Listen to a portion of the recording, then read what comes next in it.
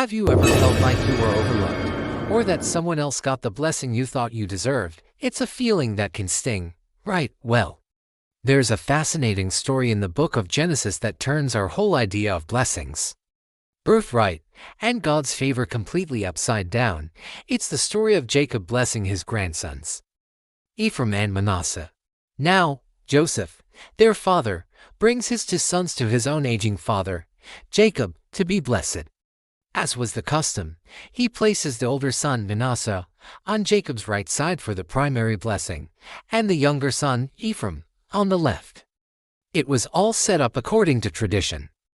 The firstborn was supposed to get the greater blessing. It was the natural order of things.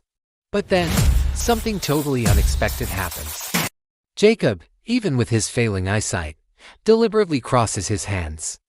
He places his right hand on the head of the younger son, Ephraim, and his left hand on the older son, Manasseh.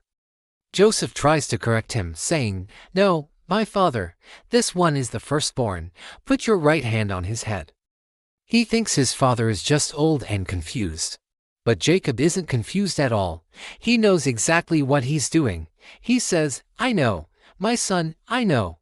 He then prophesies that while Manasseh will become a great people, his younger brother Ephraim will be even greater.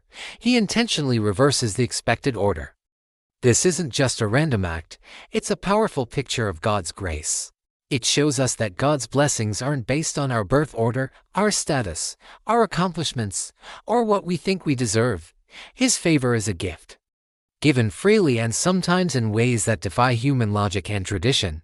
He often chooses the younger over the older, the weaker over the stronger, to show that His power is made perfect in our weakness. This story of the crossed hands is a beautiful reminder that God's grace is sovereign and surprising.